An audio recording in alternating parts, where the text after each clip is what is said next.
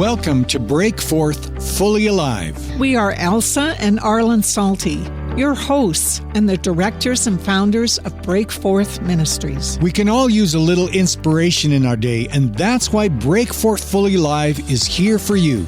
After 4 decades of holding events throughout the world, we're pulling together some of the best messages and classes from these events. But before we get into today's show, we want to invite you to head over to our website at breakforthministries.com, where you'll learn more about our tours to the lands of the Bible, our resources, inspiring videos, workshops, our events, and more. Now, let's get started. Bill and Pam Farrel are relationship experts, international speakers, and directors of Lovewise. Their wit and wisdom have made them popular speakers on radio and TV guests across North America. They've written over 40 books, including best-selling Men Are Like Waffles, Women Are Like Spaghetti, and the 10 Best Decisions series. Make those differences work for you in your relationships. Based on their best-selling book, the Farrels share humorous and biblical principles that really work to enhance love, marriage, and family. Usually at this point, people are starting to think, okay, Bill and Pam, we get this. Like we look around the room, some of us in the room are obviously male. Some of you in the room are obviously female. Like, we get that. But what we have discovered is that most people don't know what to do with these differences. So we went looking for a word picture that would help men and women know how to work with these differences between men and women. And of course, the word picture we came up with is that men are like waffles. And women are like spaghetti. So let me start with the men. If you were to diagram the way a typical man operates in life, it looks like the top of a waffle. There's a bunch of boxes, and all those boxes are separated from one another by walls. And the way we as men operate is the first issue in life goes in the first box, the second issue goes in the second box, the third issue goes in the third box, and so on. And we as men, we spend time in one box at a time and one box only. So when a man is at work, he is at work. When a man's out in the yard doing yard work, he is in the yard doing yard work. When a man is watching TV, he's watching TV. We do one thing at a time and one thing only. Now, as men mature, we do jump boxes faster than we used to. So at times we kind of imitate multitasking, but in reality, we're just jumping from one box to another faster than we used to. And because of this single focus that us men bring to life, we are problem solvers by nature. The way that we like to operate is we go into a box, figure out what the problem is, assign a solution to it, and then we move on. And if we get to a box and we see what the problem is and we don't know what the solution is, we just move on. Because we cannot possibly think of a reason to spend time on a problem that we don't have an answer for, so we just move on. And for part of your life, folks, like this single focus that men bring to life is really valuable. Like your family needs that single focus that us men bring to life. The workplace needs that single focus. The church and the community all need that single focus that us men tend to bring to life. But it creates some significant tension in your most important relationships because you ladies, you just don't process like a waffle. Right. Social scientists have said for a long time, men compartmentalize and women integrate, but nobody talks like that. And so if you look at the way our minds work as women, it looks like one plate of spaghetti and you follow a noodle around that plate, it looks like it touches pretty much every other noodle on the plate. And that's the way we women process life, is we travel through life making emotional connections to the people and things that matter most to us. And so by nature, we are awesome at multitasking. We can be on the phone with a friend and her life's all falling apart and we're watching Oprah and there's Dr. Phil and he's saying, how's that working for you? So we're like, how's that working for you, honey? Yeah, you should come to Break Forth. There's like some good encouragement there. At the same time, we're writing in our Christmas card list and our grocery list and our to-do list for our husband and our 6 kids. As we're telling the kids in sign language to quit fighting. Can't you see I'm on the phone? We have a load in the washer, a load in the dryer. We're cooking dinner and we can open and shut the oven door with our foot, right, girls? Awesome. It's a gift to the family, to the church, to the community, that whole multitasking or toggle tasking, as it's called today, switching from thing to thing to thing seamlessly. And ladies, we really admire this about you, but it does create some confusing moments, especially in the area of communication. Because when you come home and you have conversations with us that sound like this, it's confusing. Like, honey, how's your truck running? I thought about your truck today because I drove by your favorite truck store because I was on my way to go buy a new outfit because I found this outfit that I knew was going to look really good on me because it was my color. Because last year we learned all about what colors look good on you and what colors don't look good on you. And I found this outfit that was in my color palette. It's kind of a pastel blue color. And I knew I was going to look really good in it. And that's always a good thing because when I know I look good, my confidence level is higher. And when my confidence level is up, I think clearer. When I think clear, I make better decisions, and that makes me easier to live with. And besides, it was the same color that the Queen wore on her birthday last year. Do you remember seeing that on TV? She had that blue outfit. I thought that's really funny. Me and the Queen, we have like kind of the same color palette. I think that's kind of funny, but you probably don't really care about that, right? But I know you like sports, right? So do you remember the Winter Olympics? Do you remember the German team? They had those really good looking outfits with the blue trim on them. And I thought, wow, I'd look really good in that German outfit too. And the last race of the games, you remember those three ladies were going around the ice and they were taking turns leading, and at the very end, that one lady fell down. She just like slid across the finish line. I thought it was so sad. She just fell down at the end, and it reminded me that a lot of our friends have been falling down in their life. And do you think we could just take a moment and pray for our friends right now? Now, ladies, when you have conversations with us that sound like that, we are frantically jumping boxes, trying to figure out where this conversation is going. And while you think we're praying for the friends, what we're really thinking is, so what about my truck? Because we figured you brought it up for a reason. We can't figure out what it is. And ladies, there are a couple of other things you need to know about men if you're going to communicate well with us. The first is that some of the boxes on our waffle, there's thoughts rolling around inside, but they don't translate into sentences. So sometimes men just make noises. We go, woo, yeah, woo, wah. That's why two men passing each other will go, hey. Because see, that's a significant bonding moment for two men right there. Like we made eye contact and everything. It was awesome. And the other thing you have to factor in is that a few of the boxes on every man's waffle, they actually look like this right here. There are no thoughts and there are no words. And we as men, we park in these blank boxes. I'm sure you've seen it before. And we don't know how you do it, ladies, but you just have some kind of radar. Because every time we get in these blank boxes, you ask the dreaded question. So, hey, what you thinking? Which is a really hard question for us because we tried telling you the truth. We said nothing. And your response is, well, you can't be thinking nothing. You have to be thinking something. So what is it? And ladies, I'm here to tell you that every man I've ever met has the ability to think absolutely nothing. Am I right, guys? Yeah. So since the truth doesn't work, the next time you ask the question, there's a delay that takes place. And our eyes start darting back and forth because we're looking for a box somewhere nearby that has words in it. So that we can answer your question, and then you misinterpret the delay. And you think, oh, you don't want to share what you're really thinking, so now you're making something up. No, we were probably just thinking nothing. And on a little bit of a humorous note, what happens over time, actually, it's actually a serious note, what happens over time in a typical marriage is guys start to feel inadequate when it comes to communication. Because no kidding, ladies, we drop into these blank boxes right in the middle of conversations. You'll be going along. So what do you think? About what? And then we get in trouble with you and we start to conclude, wow, we're not very good at this. And men don't like to spend time doing what they're not good at.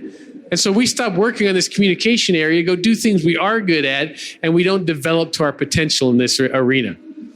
But if you ladies take a little different approach, if you start to say, wow, okay, so it's all of them. It's not just my husband, my son, my dad. It's all of them. It must be part of God's design.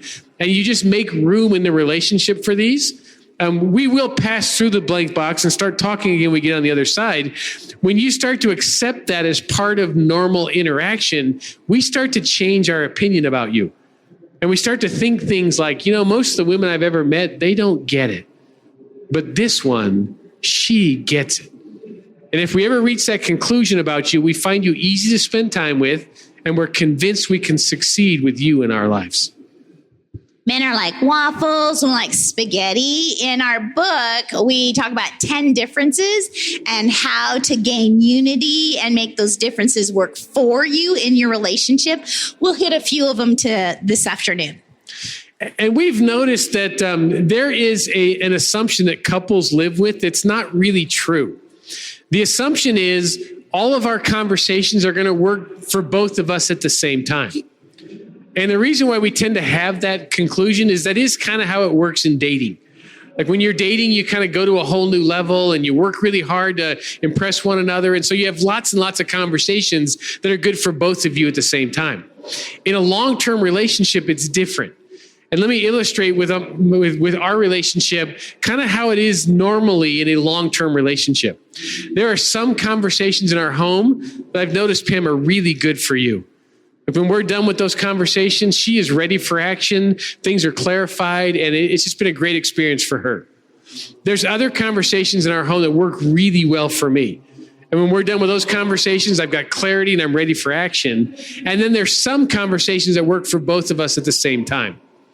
That's normal in long-term relationships. So one of the most important relationship skills we can develop in our relationships is learn to take turns when it comes to communication. Because men and women, we relate or communicate differently. Mm-hmm. So guys, when it's your wife's turn to talk, and this would also apply to your daughter, your mom, close friends that are females, when it's her turn to talk, and you'll know it's her turn because she starts the conversation, first thing you want to do is turn off that fix-it mechanism you were born with. Remember I told you we're all problem solvers? So when your wife comes to you and says, honey, we need to talk, you react just like I do. You're like, bring it on. Because you're going to size up the problem. You're going to apply your male solution to it. You're going to be her hero for the day and all's going to be right in the world. Okay, all that fix-it stuff, guys, turn it off. Pack up your bags and go on a listening journey with her and let her take the conversation anywhere she wants it to go. Now, I get a lot of reactions from men when I share this. First reaction I tend to get is, Bill, you do not understand what you are saying.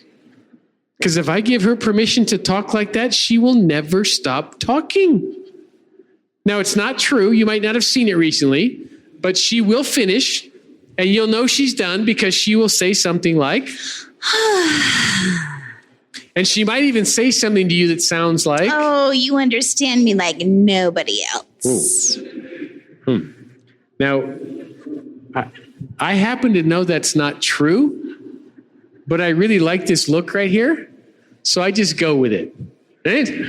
Second reaction I get from men all the time is, Bill, what is the point? Like we started off talking about vacation and somehow her mom got into the conversation and her mom's got a sister named Karen and Karen's got a 17-year-old daughter and we have a 17-year-old daughter and she's got a good friend named Karen and Karen's not really a really good influence on our daughter and we don't know how much time they should be spending together and should we have her over to our house? And we're like, what is the point of that conversation? And for those of you men in the room who need to know what the point is to help her finish. That's it. Just help her finish. But not by saying, cut to the chase. What's the bottom line here? Bullet points, cliff notes, please. Those kind of comments will not help you husbands get sex tonight. Just saying. Mm-hmm. Now, there is a reason, guys, why we ask you to do this. We're not just asking you to do something difficult for you.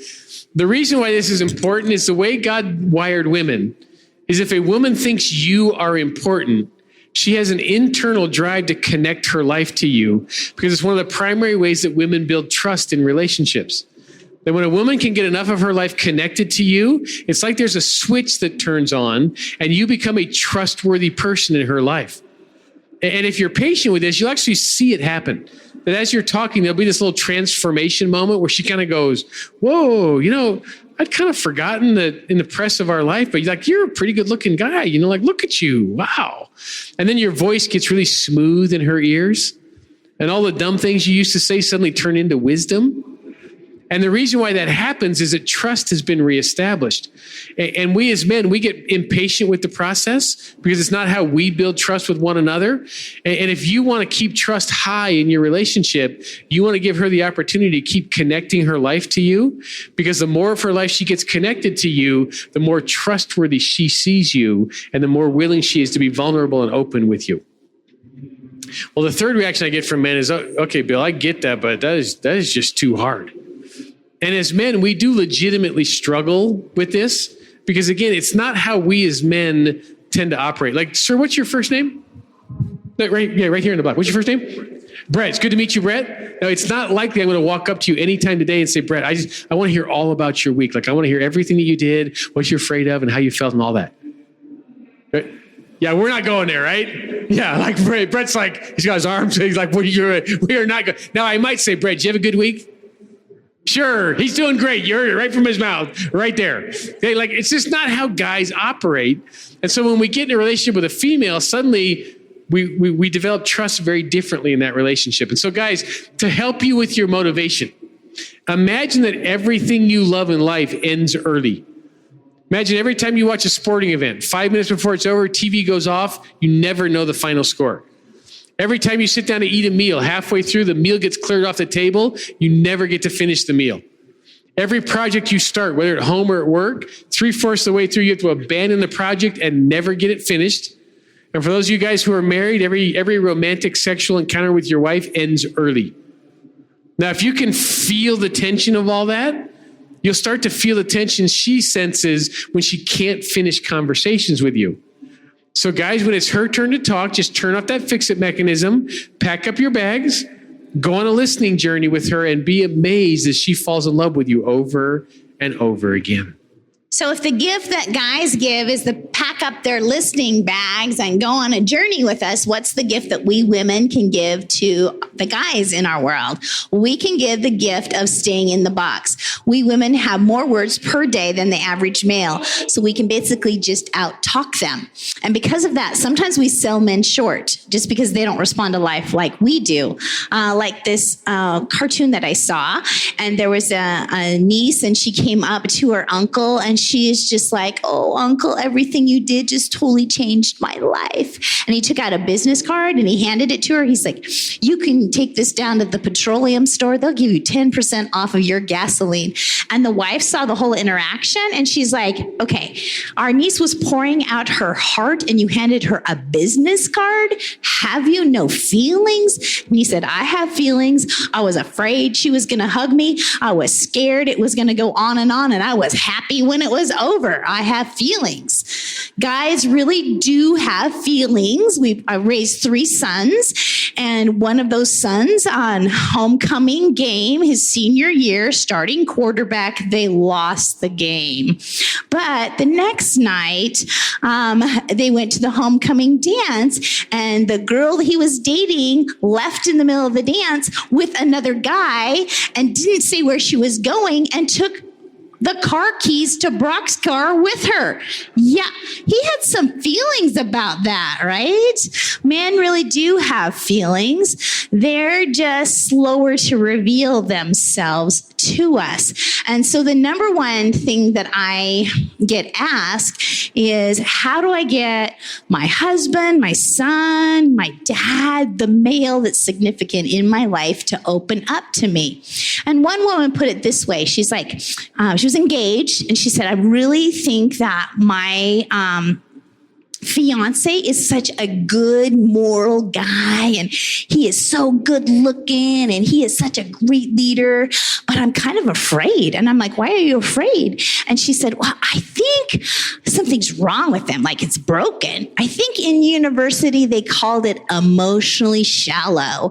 And I just started to smile because she just hadn't found the key to unlocking her man's heart. And that is, guys like to live in, dwell in, camp out in boxes they feel super successful in, and totally avoid boxes they don't feel successful in. So I said, tell me about your fiance, because I'm looking for the box he feels comfortable or successful in. She's like, He's a race car driver. I said, there you go, baby girl, you just get yourself into the garage. And when you're in the garage, just repeat back key phrases that he's saying to keep him talking. She's like, all right. So she goes into the garage and he's, working on the race car. So he's torquing this and he's tweaking that. And he's talking about rods and pistons and flywheels. And she's dutifully repeating back these car parts. Doesn't have a clue what she's really talking about, but she's repeating back those car parts. All of a sudden, he comes out from underneath the car. He puts his hand on the hood of the car and he says, wow, nobody has ever taken the time to care about my world like this. Nobody ever has loved me like you love me. I'm so excited to build us a big 3-bedroom, 2-bath house with a balcony out back and a wraparound porch. And I'll put up a swing set for the kids that we'll have one day. And I'll put up a swing. And every day when I come home from work, I'll stop by Tim Hortons and bring you a skinny vanilla latte. And I'll just wrap my arms around you, girl. We'll sit on that swing. We'll watch the sunset as I listen to your heart. She told me later, I never want to leave the garage again. Because she found the key to unlock her man's heart. Find the box he feels comfortable in, park yourself in it, and become a great listener. What we women do too oftentimes, when a guy brings up a subject to talk about, he actually thinks it's that subject you're going to talk about. But we women, because our minds are like spaghetti, we see the 5 or 6 other boxes that are surrounding that first box, and we just start opening up boxes or opening up issues. Now, the problem with that is men are problem solvers. So if there's 1 box open, that's 1 problem to solve. 2 boxes open, 2 problems to solve. 3 boxes open, 3 problems to solve, and so on. And every male has a limit on how many boxes he can have open at the same time. And if we get too many boxes going, girls, we are going to know it, because he's going to do one of 2 things. He's either going to fire up and become angry, and we're like, what? I was just talking. Or he's just going to shut down that box and try to escape to one of his favorite box, and you're chasing with your words like nobody's needs are getting met there. So the best gift that we can give, because guys are slower to reveal themselves, the sweetest part of who a guy is going to be in his favorite box. And it's just like syrup. It's going to go down to the bottom. So if we can just repeat back key phrases, stay in his favorite box, he will unpack the very sweetest part of who he is, and we will be able to love him in a way he can receive love. And what we've been talking with you folks about is the practical way of living out this verse in our relationships. Romans 15:7 says, accept one another then, just as Christ accepted you, in order to bring praise to God. And I think you know how this works. When you live close to people, it's really easy to see your differences as if they are flaws. And when you take time to try to change one another rather than accept the way that God made us. Now, again, we believe every one of us in the room need to grow and we need to develop, and there's areas that need growth in our life, but that doesn't mean everything is supposed to change. And when you try to change areas that God didn't design to be changed, it's like taking spaghetti sauce and putting it on waffles and taking maple syrup and putting it on spaghetti. And there's always one guy in the room that says, hey, that might be pretty good. But most of us realize right away, it just doesn't work that way. And when you have this attitude of, I'm going to accept the fact that God made you the way he did, a couple of things happen. First of all your relationships will start to work better, because anytime you cooperate with the way God made life, it works better. And the second thing that happened is the praise of God actually settles in on your relationship. And you begin to have a relationship that's better than what you could develop on your own, because you have this active partnership with God in the midst of it that gives you love and grace and strength that you don't have on your own. And because these gender differences, like the difference between men and women, it's very important that we have this attitude of acceptance in those areas, because again, as you look around the room, you can see that we're male and female.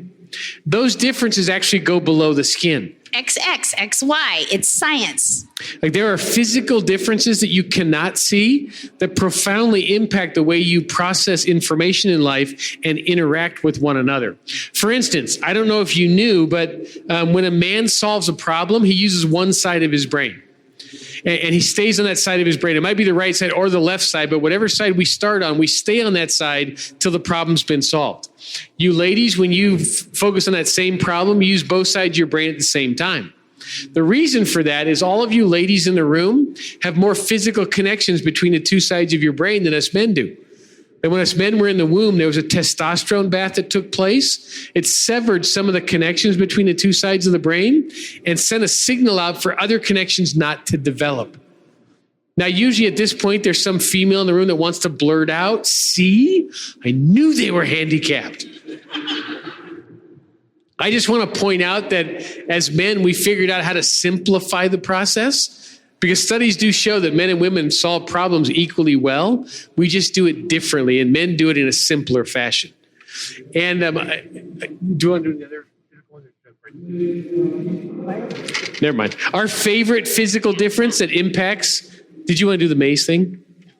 So our favorite physical difference that affects relationships is right here. When a man eats, the part of his brain that makes him happier gets stimulated. So a man literally is happier with himself, happier with life, and more content right after he's eaten a meal. At the same time, when you ladies share that meal, the part of your brain that sharpens your eyesight becomes stimulated. You become more aware of your environment and have more to talk about. So this is a reason why so many good relationship memories are built around food. And families that eat together really do have better relationships. And how many of you women, maybe your mom or your grandmother said the way to a man's heart is through his stomach? Anybody hear that? Yeah, there's actually science behind that now. You know that this is a great study to know about because if you borrow your husband's car and you wreck it, now you know you should probably feed him his favorite meal first and then tell him about the car. And now that we've introduced some of these differences, we want to show you a video clip that shows how this might play out in a typical home.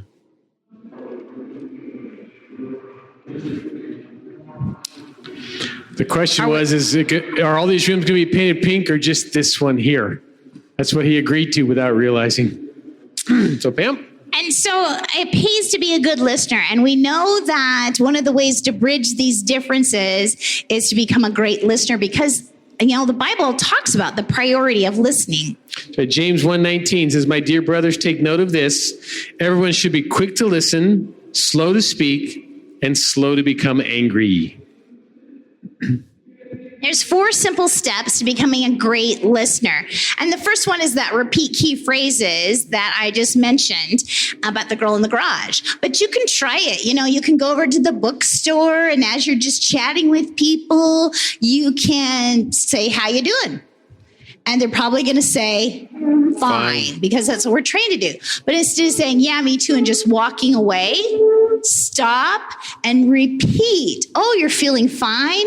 Well, actually, I'm kind of tired." "Oh, you're kind of tired? Yeah, I have little kids at home and, one of my babies is teething and, we're up 2 or 3 times a night and, all these companies in the oil industry are like downsizing. And so I'm doing like 10 people's jobs right now. So I'm really exhausted. And, I have teenagers too, and they're staying out late at night and I'm worried about them because I remember what I was like when I was a teenager. So I'm trying to have faith and pray, but exhausted." And you have repeated 2 words. They just rolled out their whole life story. So it's actually very effective to just repeat key phrases. But you might feel a little bit like a robot if all you ever do is repeat key phrases.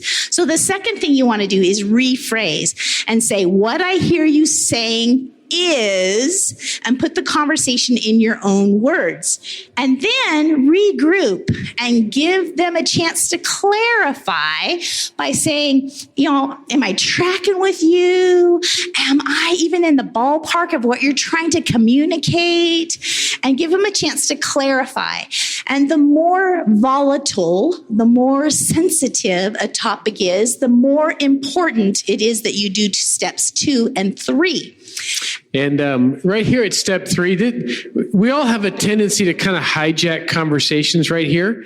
But like most of us in life are impatient listeners. We listen to like the first 60% of what the other person has to say. And then we spend the last 40% loading up our response, hoping they will stop talking so that we can add in our wisdom and insight. And it's usually right here that we kind of hijack the process. So I have a little exercise for you to do just to remind you not to do that. Okay, so if you could free your hands for just a moment. Put them straight out. And put your hands out in front of you about shoulder width apart. And with your imagination, I'd like you to picture the phrase in between your hands, I understand. I understand. Okay, if you got it? Now I'd like you to mentally drop kick that out of your relationships as far as you can. Because men, the day that you will understand your wife is the day you have your first menstrual period. Up until that day, you can be fascinated with her. You can discover new things about her. You can learn about her, but you won't understand her. And we tend to use that phrase to just hijack conversations and stop listening. And so next time you're tempted to say, I understand, instead say, really, tell me more.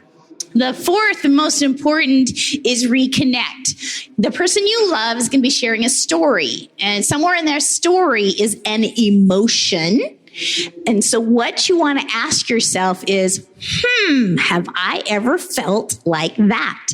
The circumstances might be very different, but ask yourself if you've ever felt the same way, because what you're trying to do is match emotion to emotion or heart to heart and gain a connection.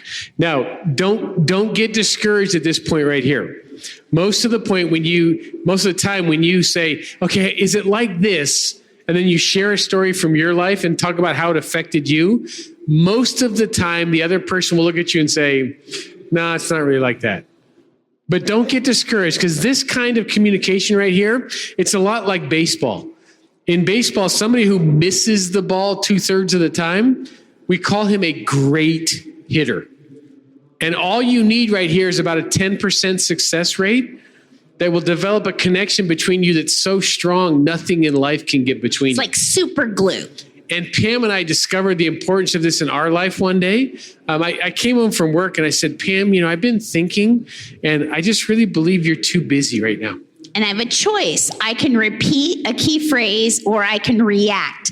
That day, I chose to repeat key phrases. So you think that I'm too busy? Well, it's not just that you're too busy. It's that our life's kind of overwhelming right now. Oh, you're feeling overwhelmed? Yeah, like especially at work. For some reason, I'm feeling like I might fail there. Oh, you feel like you might fail? Yeah. Do you remember I told you growing up, my mom used a lot of reverse psychology because she was afraid, and she told me I don't have what it takes. I'm never going to be anything. And it's like she's back in my office, like up in the corner, just talking away. And I don't understand why her voice won't go away. Wow. I am so sorry that's happening. Is it like a little bit like, okay, remember that time I told you that my dad had been drinking and I was like in grade 7 and I showed him my report card and it said 100%, 100%, 100%, 99.9. And my dad said, Pam, why isn't that 100? Does it feel like that? Well, do you feel like even if it had been 100, you would have found something wrong with it? Oh, yeah. Yeah, because nothing's going wrong at work, and I don't understand why I keep fearing that this might happen. Oh, let me pray.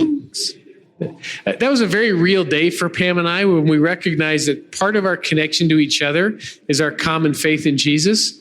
But part of our connection to each other is we recognize some of the pain we grew up around, and we believe that together we could do better. But this conversation could have looked a whole lot different if it had been more like Pam, you're too busy. Remember, I have a choice. I can repeat phrases or I can react. What if I would have reacted? You think that I'm too busy? You think that I'm too busy? Maybe it's because I'm like doing everything around this house. I'm doing the dishes. I'm doing the laundry. I'm making all the dinners. I'm like working at your church. I'm writing these books. Maybe if you would take out the trash, I wouldn't be so busy. It's a joke. It's okay. You can laugh. So can you imagine the argument we could have had over that conversation right there? We could have been in intense fellowship for a good week or so over that one talk. And the amazing thing about it, folks, is it's the exact same conversation. The choice is always yours. The choice is always ours. Conflict or connection. And when you use these simple listening skills, you gain the connection that you are looking for. And we have a quick little homework assignment, because even if you use these listening skills, there'll be moments when you just miss each other in conversation. You're like, why is this not working? Like, have you ever started talking and then you start arguing and then you're like, I don't even know what started this. Anybody ever have that happen? Oh, there's more than 3 of us, I can guarantee. Yeah. And so the reason that's happening is the thing you love most about your spouse is becoming a source of irritation. You need a way to turn that coin over and remember, oh yeah, that's why I love them. So an example of this, one of the things I love about Pam is she's a very creative individual. Like, I've had way more fun in my life because I'm married to her than I would have ever had on my own. But because of that creativity, like she's always producing ideas, and those ideas tend to be pretty large. And it was a big problem for us early in marriage because I thought she processed ideas the same way I do. Like, when I'm processing an idea, I'm thinking about it. If I'm wondering, should we implement it? I then share it with Pam to get her feedback so we can make a decision. I thought Pam was doing the same thing. I didn't realize she shares ideas simply because she has them. So we would have this nice evening together. Pam would think, oh, I have Bill's attention. I'm going to start sharing my ideas. So she would share the first big idea. And I think, whoa, okay, big idea on the table. But you know what? I love her and I trust her and she walks with Jesus. So yeah, it'll be a little bit of a challenge, but we can work this into our life and could be a great adventure. And then she'd share the second idea, like, whoa, okay, 2 big ideas on the table. But you know what? We're high energy people. And again, I trust her, so we can make this work. It will eat up any free time or free money we have, but I'm game. We can make this. And then she'd share the third idea.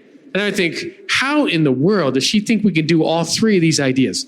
Like, the first 2 really were gonna eat up more money than we have, but I was willing to go along with it because I love this woman, but now she's just talking. And then she'd share the 4th idea. And I would think, this woman's crazy. Like, there was no way we could even get the first 2 ideas done. Now she got 4 ideas on the table and she's just talking away like it's gonna go nobody. And then she would share the 5th idea. And I would think, this woman is out of her mind. And I would feel a need to shut down the conversation before she ruined our life. And so a lot of our really nice evenings, that first 10 years of marriage, ended with this strange tension between the 2 of us. And after 10 years, I realized she hadn't acted on most of those ideas. So I went to her one day and I said, Pam, are all these ideas you share with me important? Of course, they're my ideas. Okay, that's the wrong question. What I really want to know is, do I have to do something with every idea you bring up? Of course not. I don't even do anything with most of my ideas. Okay, so if you share an idea that I don't want to act on, can I say to you, Pam, that is a great idea? That's a great idea, hon. And that phrase, it's a great idea, became a password in our relationship that saved the emotional environment of our love for each other. Because it gave me a way to say, Pam, I love the fact that you're creative. Like, that is really attractive about you. But this idea you're sharing right now, it is dead in the water. And I can even start a conversation with, hey, I've got a great idea, which basically means sit back. I'm just going to download my files. And your password is probably already in your relationship. You just need a way to find it. And Bill likes to quote his favorite theologian. That would be Rocky Balboa. If you saw the movie, you know, Rocky was dating Adrian. Paulie is Adrian's brother, concerned about the relationship. So he went to Rocky one day and he said, hey, what are you doing with my sister? And Rocky's response was something like, I got gaps, she got gaps, together we fill gaps.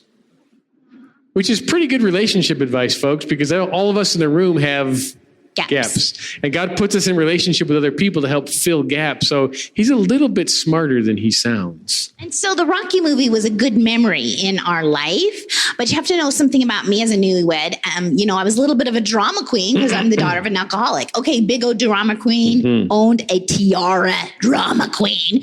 And Bill would say something and would hurt my feelings. And I'd be like, oh, you don't love me anymore. And I would run to our room and slam the door and throw myself across the bed, look back to see if he had followed me.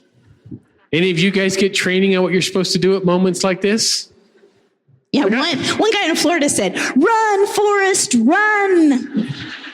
Like, I have no idea what I'm supposed to do, so I'm just totally guessing. I don't know if I'm supposed to follow her into the bedroom and reassure her that I still love her and I didn't mean whatever she thinks I said, or should I sit in the living room and outlast this behavior? I have no idea. So my best guess is to follow her, tell her, Pam, I love you, and whatever you think I said, I didn't mean it the way you took it because I love you and I'm fascinated with you. And you know those times in your marriage where you don't really know what was wrong, so you don't really know if you solved anything, but things seem to be better? Like, we spent a lot of our first year doing that, and this kind of repeated itself a number of times until one night. My brother came over and he was eating dinner with us, and somewhere in dinner, Bill hurt my feelings, and I'm like, you don't love me anymore, run to a room, slam the door, throw myself across the bed, look back. But not Bill, but my brother walked in the room applauding. He took a trophy off the wall. Now for Best Actress, we have Pam Farrel. And I thought, this is really funny, but we are in so much trouble.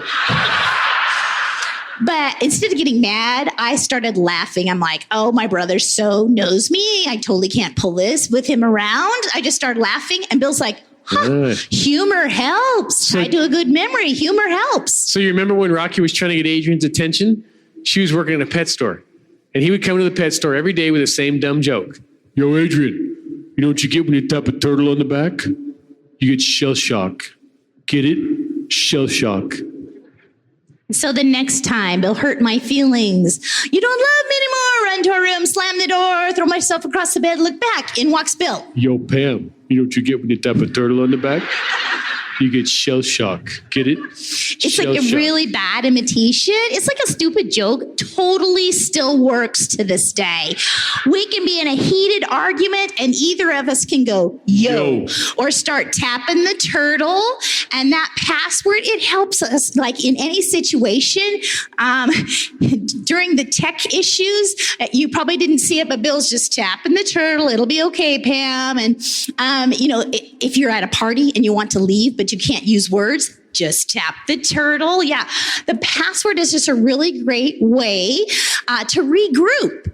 But the most important thing about a password is you probably should agree upon the password. For example, suck it up and get over it is probably not going to be very effective as a password. Or like this one guy tried. This one guy said, Bill, you think this one will work? Listen to me! Yeah, probably not so much. A couple examples of great passwords is men are like waffles and like spaghetti has taken the tension out of a lot of marriages. So let go of my ego has been used as a password. It can be a line from a movie. It can be an inside joke.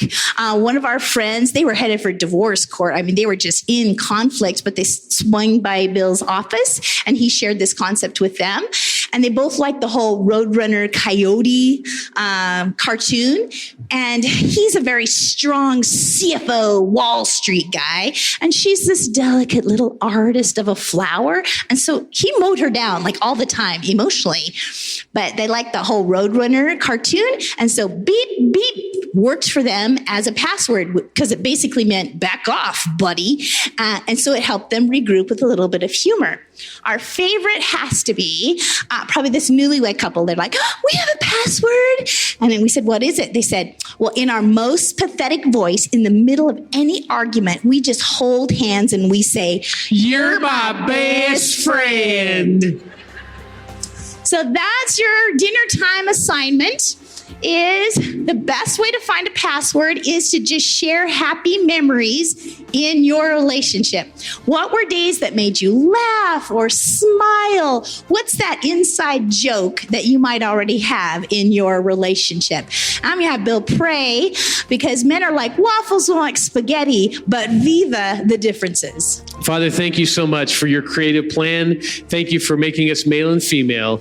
Give us the wisdom to enjoy the differences, and may the next generation benefit from the love we share with each other. In Jesus' name, amen. God bless you. Bless you all. Thank you for joining us for this episode of the Break Forth Fully Alive podcast.